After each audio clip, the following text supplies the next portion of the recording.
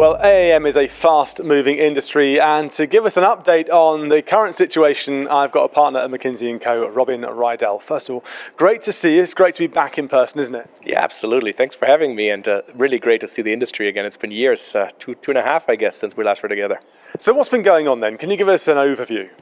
It's been a fascinating last 2 years, and really last year, 2021, was a real milestone year for this industry. We've seen record investments. We're now well beyond $10 billion in investments, with a whole bunch of players having gone public. So there's real money now to develop these solutions.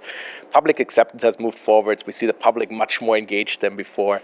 We've seen a massive amount of incumbents stepping into this industry and starting to play roles, including lots of aircraft orders. We count over 6,600 by now of these modern aircraft being ordered by airlines, by leasing companies. And so there's real momentum that happened in 2021. Now, of course, innovation is key. Innovation never stops. What's your part in that, and what are we looking at when we come to the future? It's a great question. I think we're very technology focused in this industry, and we're looking at new vehicles, new capabilities, but we must not forget that technology alone is not going to be enough. I mean, even if we build the best aircraft, we need to figure out how to put it into business, how to make the customer experience great. So there's a lot still to be figured out, and how do we operationalize this on top of all the challenges we have in technology. Lots to do in the industry, lots to innovate on, but we're making good progress.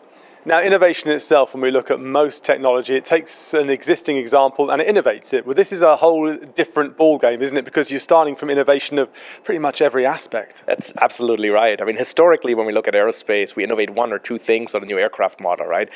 Maybe we put in fly-by-wire, or maybe we put on a new engine.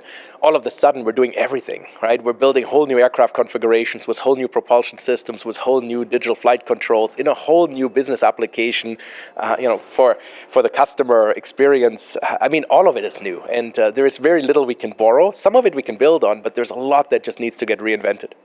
So when it comes to innovation, it's obviously going to continue over time. We're never going to stop. It always keeps on moving, but there has to be a way that it pays for itself. There has to be an economy. And how does this entire industry pay for itself going forward?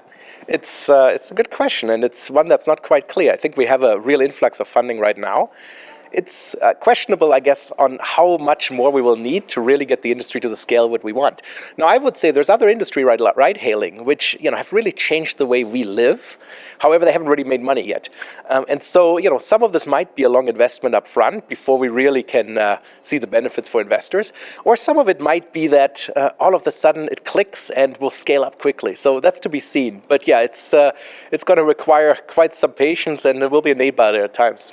It's an exciting time for that, isn't it, really, when we look at sustainability as well, because when we look at all the constraints and the world we're in nowadays, sustainability is such a key word. So you're innovating, trying to fund it all, but it also has to be sustainable. How do you kind of cross that bridge? Look, that's an important point, right? And I think we talk about this industry as, it's sustainable transportation. But let's be honest, I think sustainability is important here as a license to grow, to allow us to actually scale. But it's not going to decarbonize on its own aviation, right? Aviation, decarbonization will take us to really replace large aircraft, long-haul aircraft. Advanced air mobility is at the very low end of that. And so I look at that as, we need to be sustainable because that's the only way we're going to be allowed to grow. But I think there's other challenges with aviation we need to solve in other arenas as well. Now, finally, when we look to our skies in the next 10 years or so, what's the big difference we're going to see? Are we going to see hundreds and hundreds of these drones flying around with people on board, or is it going to be, more focused?